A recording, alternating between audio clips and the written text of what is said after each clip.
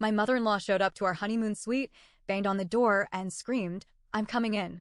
My husband chuckled and said, "She just wants to check on us." Furious, I grabbed his ring, placed it in his hand, and whispered, "Then marry her instead." His eyes widened as I walked away without looking back. I never thought I'd be a runaway bride. I never imagined I'd be standing in a five-star hotel hallway, staring at my new husband with my wedding ring burning in my palm. I never expected to hear his mother's voice screeching from the other side of the honeymoon suite door. "I'm coming in." And I definitely didn't expect my husband to chuckle and say, "She just wants to check on us." That was it. That was the moment I knew. I took a deep breath, placed the ring in his hand, and whispered, "Then marry her instead." And before he could process what was happening, I turned around and walked away. I met Chuck 4 years ago. He was charming, sweet, funny. The kind of guy who made you feel safe. The kind of guy you thought would be an amazing husband. What I didn't know was that he already had a wife. No, not another woman. His mother. Chuck wasn't just a mama's boy. He was her entire world. At first, it was small things. She called every single night before he went to bed. She had a key to his apartment and would show up unannounced just to tidy up. She paid his bills even though he had a full-time job. She referred to me as Chuck's little friend. We had been dating for a year before I even met her. I thought maybe she was just a bit overprotective. She was a single mom, after all. I told myself it wasn't a red flag, just a quirk. That was my first mistake. The second Chuck proposed, it was like she activated demon mode. She took over the wedding planning. Completely. If I said I wanted something, she wanted something else. If I picked a date, she suddenly had an emotional connection to a different one. If I picked a venue, she hated the location. And Chuck? He just sat there, smiling like a dumbass, saying, "Mom just wants to help." Help? She picked my wedding dress. I didn't even see it until the morning of the wedding. She called the caterer behind my back and changed the menu. She rearranged the seating chart so she could sit next to Chuck at the altar. At one point, she actually said, "This wedding isn't just about you two, it's about our family." I should have run. I should have taken the hint. But like an idiot, I told myself she would back off after the wedding. I was wrong. It wasn't a wedding. It was Denise's personal Broadway show. She wore a white gown, a full-blown, lace-covered wedding dress. She gave a speech before my father, a speech where she cried about how Chuck was the greatest love of her life. She danced with him during our first dance. I was the outsider at my own wedding. The worst part? Chuck let it happen. I told myself, this is the last time she'll get away with it. After today, it's just us. That was my second mistake. Chuck and I went to Maui for our honeymoon.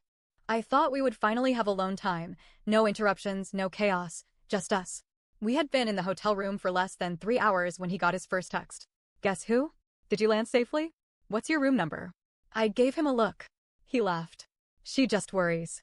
That night, we ordered room service and had just settled in when there was a knock at the door.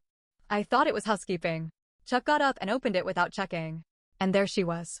Denise, standing outside our honeymoon suite with her suitcase beside her. "Surprise," she sang, stepping inside like she owned the place. I was frozen. I couldn't even form a sentence. But Chuck? He grinned. "Mom, you actually came." Came? He knew. He fucking knew. "Of course, sweetheart. I couldn't let you two be here all alone. What if you need me?" She kissed his cheek.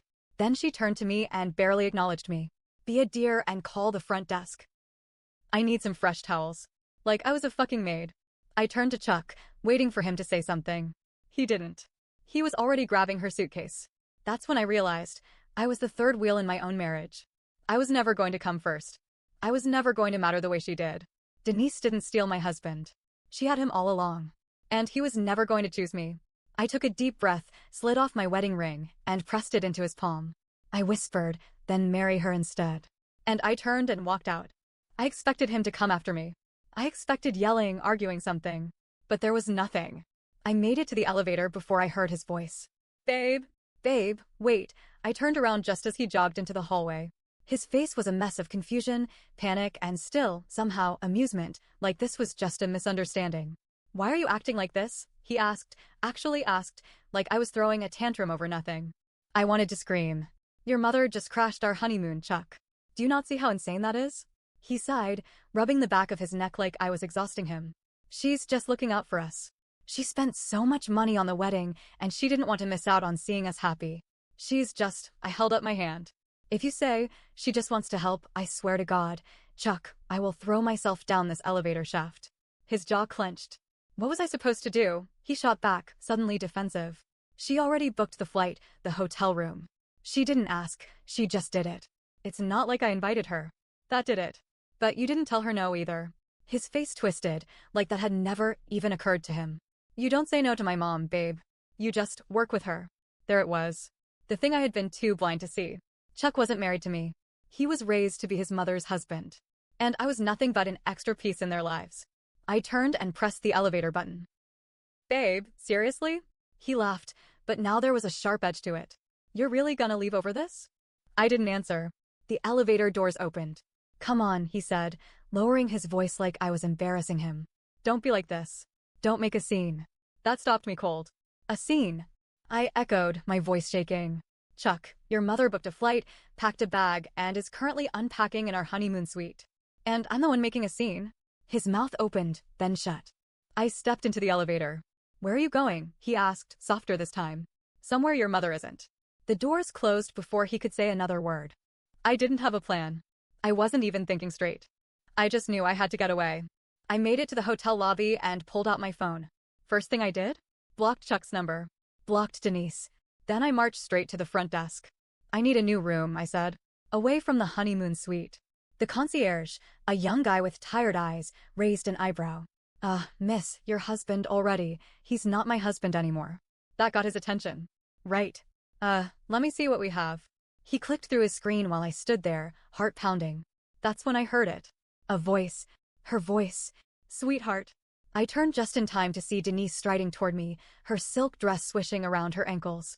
I wanted to run, but I stood my ground. Are you lost? She asked, tilting her head like I was a confused child. My hands curled into fists. No. She sighed, like I was an inconvenience. Listen, honey, I know this is overwhelming for you. Marriage is a big step. But running away like this? It's not mature. It's not how a wife behaves. My jaw clenched so hard my teeth ached. A wife. I repeated. A wife to who, Denise? You? Because it sure as hell isn't to Chuck. Her lips pursed. You are being dramatic. I almost laughed. Denise, you flew across the country and crashed your son's honeymoon. What do you even want? She blinked, like the thought had never even crossed her mind. I want to make sure he's okay. And there it was. Not us. Him. He's a grown man, I said, not a toddler. He doesn't need his mommy holding his hand on his honeymoon. She stiffened. I raised him alone, she said, as if that explained everything. I made him who he is. I won't just be tossed aside because some girl decided she wanted to play house with him. That made me see red. Play house. I echoed, voice shaking. You think I married Chuck to play house? Do you even know what marriage is, Denise? Because it sure as hell isn't the weird, clingy relationship you have with your son. Her face went cold. Watch yourself, dear, she said, her voice like ice. You don't want to turn Chuck against you. I almost choked. You think Chuck will pick you over me? I asked. You really think that's a threat? Because let me tell you something, Denise, Chuck has never been mine. He's always been yours. Her eyes narrowed. You're acting like a child, she said. Go upstairs, apologize to my son, and act like a proper wife. Or don't bother coming back at all. I felt lightheaded. Because I finally understood. Denise didn't just want to be involved. She wanted to be in control. And Chuck? He let her. I inhaled deeply, steadying my voice. You're right. She smiled, thinking she had won. Then I added, I'm not coming back at all. And I turned my back on her. I walked away from Denise, my pulse pounding in my ears. I wasn't scared. I was done. I had made my choice. But as I reached the front desk, the concierge looked up, hesitating. Miss? There's a problem. I exhaled sharply. What now? He glanced at the computer screen. Your room reservation has been canceled. My stomach dropped. What do you mean, canceled? He cleared his throat. It looks like your husband called ahead. He said you wouldn't be needing it. I gripped the edge of the counter, seeing red all over again. Chuck. He was trying to trap me. Fine, I said, forcing my voice to stay steady. I'll book another one. The concierge winced. I'm sorry, but the hotel is completely booked. I stared at him. No. Yes, ma'am. It's peak season. I felt sick. Denise's smug voice rang in my ears. Go upstairs, apologize to my son, and act like a proper wife. Or don't bother coming back at all. This wasn't just Chuck being stupid. This was Denise's plan all along. She was cutting off my exits. And I had nowhere to go. I needed a plan. I grabbed my phone, my fingers shaking as I typed out a message. But then I realized Chuck had control over our accounts. The credit card? His name was first. The flight home? Booked through his account. My entire honeymoon was tied to him. I checked my bank account. My personal card had just enough for a last-minute flight, but not a decent hotel. Which meant I had two choices. 1. Go back upstairs, let Denise win, and let this marriage destroy me. 2. Find another way out. I wasn't going back. I turned on my heel and walked out of the hotel. I ordered an Uber straight to the airport. I didn't have a ticket yet, but I didn't care. I just needed out. As I got in the car, I felt my phone vibrate. Chuck. 23 missed calls. I ignored them. Then, a message popped up from an unknown number. Denise, don't make this worse for yourself. You're embarrassing us. I laughed. I actually laughed. She thought I cared. But just as I reached the airport, something caught my eye. A familiar figure standing outside. Chuck. And he wasn't alone. Denise was right beside him. They were waiting for me. My stomach turned. What the hell was going on? I told the driver to drop me at a different entrance, hoping to avoid them. But as soon as I stepped out, I heard Chuck's voice. Babe. I turned, heart hammering. Chuck looked stressed, like he hadn't slept in days. Denise, on the other hand? She looked calm. Too calm, like she knew something I didn't. Why are you doing this? Chuck asked, his voice desperate. Why are you running? Because this isn't a marriage, Chuck, I shot back. This is you and your mother playing house while I sit in the corner. That's not fair. Fair? I scoffed. Chuck, do you even love me? Or do you just love that I didn't leave sooner? He opened his mouth, then closed it. That's when Denise stepped forward. Sweetheart, she said, her voice smooth as silk. We can fix this. But running away isn't the answer. Running away? I repeated. You trapped me in that hotel, canceled my reservation, and now you're stalking me at the airport. She didn't even blink. You'll regret this, she said, her voice lower now. Something in her tone made my skin crawl. Then Chuck pulled out a folder. He handed it to me. Just read it, he said. I hesitated, then opened it. And everything stopped. Inside was a contract. A prenuptial agreement. One I had never signed. One that said, in fine print, if the marriage ends in less than a year, the wife receives nothing. No settlement. No assets. Nothing. I looked up at Chuck, horrified. You tricked me. He shook his head fast. No, it's just, Mom said it was for protection. She didn't want you to leave so soon, she thought, so you knew. His face went pale. You knew about this the whole time. I looked back down at the papers, my vision blurring. I had married a man who had been planning my escape before I even walked down the aisle. Denise smirked. Now, sweetheart, she said, why don't we all go back to the hotel and talk this over like adults? I looked her dead in the eyes. I'd rather jump into the ocean. And before they could grab me, I turned and ran. I ran. I didn't care where. I just knew I had to get away. My sandals slapped against the pavement as I sprinted through the airport, dodging travelers, my heart hammering like a war drum. Behind me, I heard Chuck shouting, calling my name. But I didn't stop. I had one chance. If they caught me, I knew. Denise would trap me. She would use every manipulative trick in the book to guilt me into staying. And Chuck? He'd just let her. I had to get out. I made it to the airline counter, panting. Next flight to Los Angeles, I gasped, shoving my ID at the agent. She tapped at her keyboard, glancing at me. Ma'am, are you okay? No. But I nodded. Earliest one leaves in 2 hours, she said. 1 seat left. 1 seat. I'll take it. I swiped my card. It went through. A second later, I had my boarding pass. That's when I heard the voice I dreaded most. What do you think you're doing? I turned. Denise. Chuck stood beside her, breathing hard, his eyes wild. I curled my fingers around my ticket like a lifeline. I'm leaving. Chuck stepped forward, voice raw. We can fix this. No, Chuck. My voice was steady now. We can't. His face broke. I love you. I stared at him, my chest aching. No, Chuck. You love her. I nodded at Denise, who stood there smirking like she had already won. That's not fair. Chuck's voice cracked. She's my mom. I can't just— Yes, you can. My throat burned. You just don't want to. Denise sighed dramatically. This is pathetic. She folded her arms, shaking her head. You're going to ruin a perfectly good marriage over your pride? I laughed. I actually laughed. My pride. I turned to Chuck. Tell me something. If I hadn't found that prenup, would you have ever told me? He hesitated. That was my answer. That wasn't my idea, he said quickly. It was Mom's. She didn't want you to leave too soon, So you let her plan your entire marriage like a business deal. My voice rose. How long was I supposed to stay, Chuck? 6 months? A year? Would I get a gold star if I made it to our anniversary? He flinched. Denise rolled her eyes. You're being dramatic. I snapped. You crashed our honeymoon, Denise. My voice rang through the airport. People turned to watch. You inserted yourself into every moment of our relationship. You chose my wedding dress, changed my venue, and sat next to Chuck at the altar like I didn't even exist. Denise's face darkened.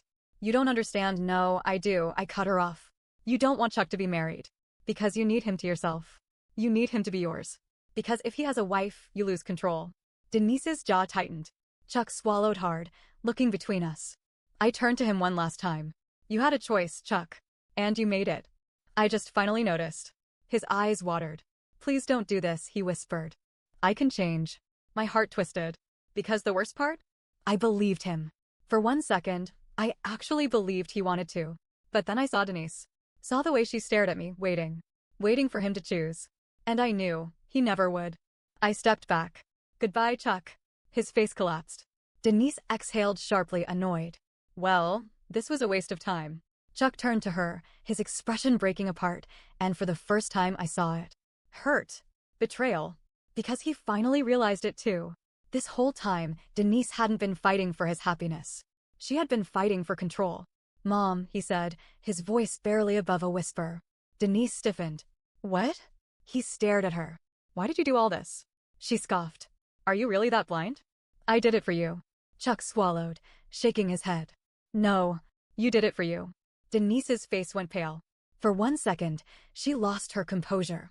But then, she hardened. You're just upset, she said coldly. You'll see things my way soon enough. And then, she walked away. Just like that. Like we had never mattered at all. Chuck stood there, stunned, watching her disappear into the crowd. And that's when I realized. For the first time in his life, he was alone. I turned. I walked toward my gate, my chest aching, my hands trembling. I had lost my husband. But I had saved myself. And for the first time since the wedding, I felt free.